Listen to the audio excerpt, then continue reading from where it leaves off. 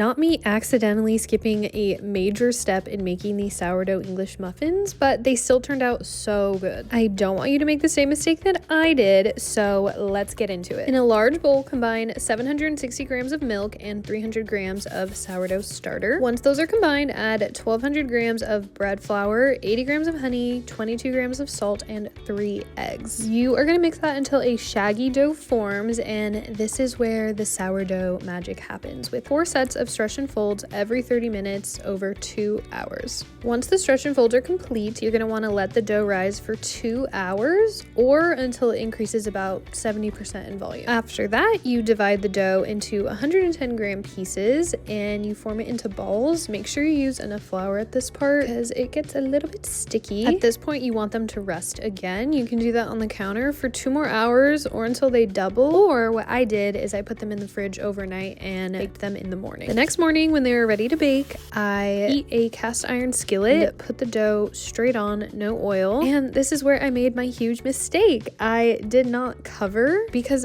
this cast iron doesn't have a lid, so I completely forgot. I was rushing, I had things to do this day, and that is completely my bad. But that being said, they still came out really good without covering them and letting them steam and cook the center a little bit. But I will say yours will be even better if you remember this step. And finally, for the last step, you are going to bake them at 350 degrees Fahrenheit for 3 to 5 minutes just to make sure everything is cooked all the way through. So although I did make a huge mistake, they still turned out great, and nothing a little butter, honey, and flaky sea salt cannot fix. If you're intimidated by sourdough recipes, this is your sign to just try it anyway.